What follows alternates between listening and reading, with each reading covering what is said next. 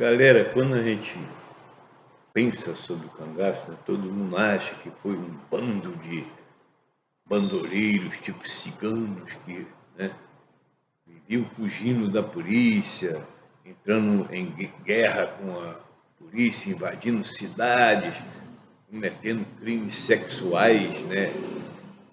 E tudo isso, galera, que a gente ouve falar sobre o cangaço, isso é uma mentira do caralho de asa, isso é tudo inventado por, né, gerações de contadores de história, e também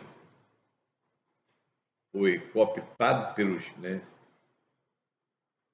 contadores dos cordéis, né, porque a história de Lampião se presta muito bem à história de cordel, porque conto de cordel, porque você pega uma coisa que é dita e você elabora em cima daquilo, daquele mito, se é o Saci Pererê, se é o Lampião. Lampião, Saci Pererê, né? Mesma coisa.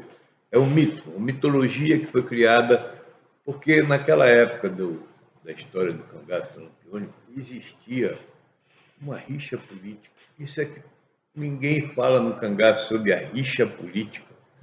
E aí você tem o padre Cícero, que, né, tinha uma rixa política com um monte de outros coronéis, né? Ele não era bem visto e ele tinha que fazer alianças, né?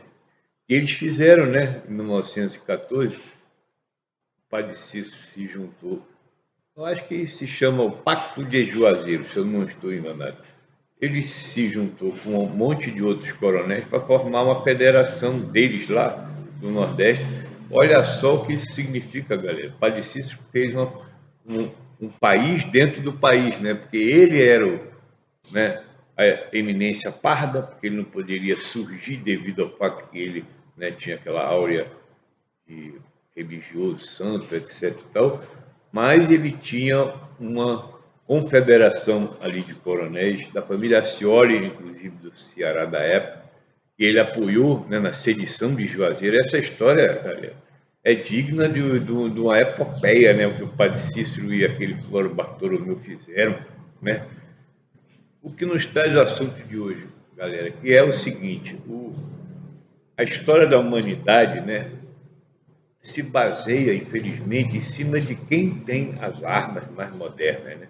Eu estava vendo, relendo um livro, que eu não sei nem onde é que está, um livro raro, sobre a invasão, é um livro desse tamanho, de Cortés e do Pizarro, né? Pizarro, Cortés no Império Azteca ali no México, e o Pizarro nos Incas no Peru, né? Onde hoje é Peru, onde hoje é México também, mas na época não existia. Eram impérios em decadência e o Cortés, por exemplo, chegou lá. Olha só, galera, com 500 soldados, 100 marinheiros e, prestem bem atenção, 16 cavalos. E a famosa e mortal espada, né, do exército dos conquistadores espanhóis, que eram as espadas espanholas, que foram feitas, espanholas, que foram feitas em Toledo, né? Toledo até hoje tem a grande tradição, e essas espadas eram uma coisa que nenhum indígena jamais imaginou existir. Entendeu, galera? Os caras chegaram lá com centenas de homens e o Império Inca tinha milhões de pessoas. E os astecas e os incas estavam ainda na idade da pedra, galera. Imagina você. E os espanhóis tinham essa famosa espada, né, que afiada assim, cortava pescoço, cortava osso, cortava braço, perna, e aqueles indígenas, né, pequenos, né, que todo mundo era pequeno naquela época, não passava de 1,60 m, 1,70 m, era alto, considerado lá. E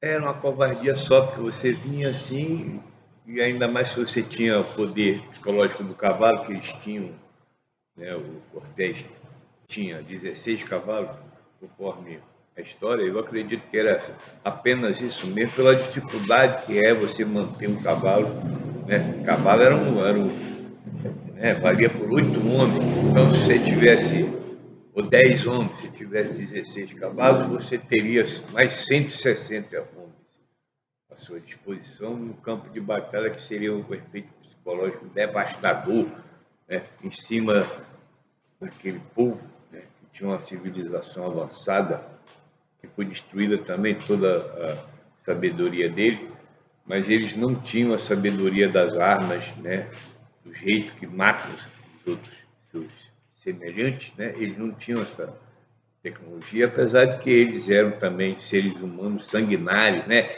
A história se repete, traidores, né? Existia dentro do próprio reino deles os traidores que detestavam eles, que era contra, que nem no cangaço também tinha a rixa dos coronéis, né? E que o Padre Cícero saiu por cima dessa porra toda lá, teve mais inteligência, mais traquejo político, mais, né, tudo aquele cabra tinha. Esse é o grande gênio do Nordeste, né? Infelizmente ele foi um gênio que não trouxe muitos benefícios, né? Porque ele ajudou na crendice, no achismo, na superstição religiosa, que é danosa, essa porra é danosa.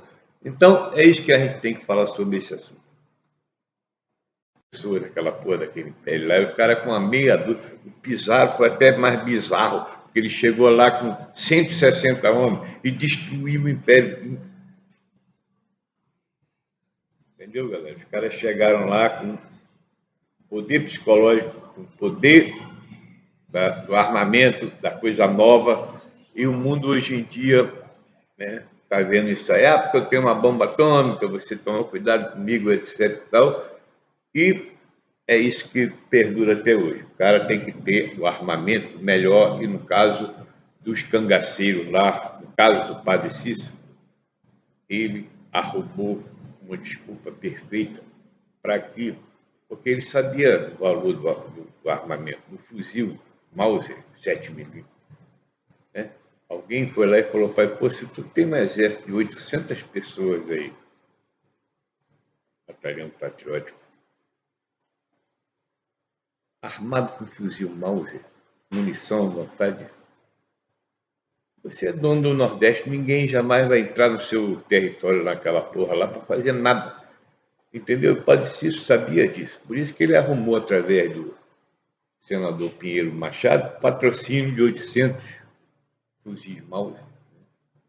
Último modelo. Aí você vê que também o Lampião usou a Mauser. Né? Como é que Lampião? Lampião, aliás, pegou as Mauser do Batalhão Patriótico, ou dizem, né? Quer dizer, uma história também muito mal contada. Por que o Padre Cícero daria armamento para o Lampião? Né? Que veio do Batalhão Patriótico, que estava lá na cidade dele, de Juazeiro do Norte. Por que ele daria esse armamento ao Lampião? Ou o Lampião era um simples, né, fantoche?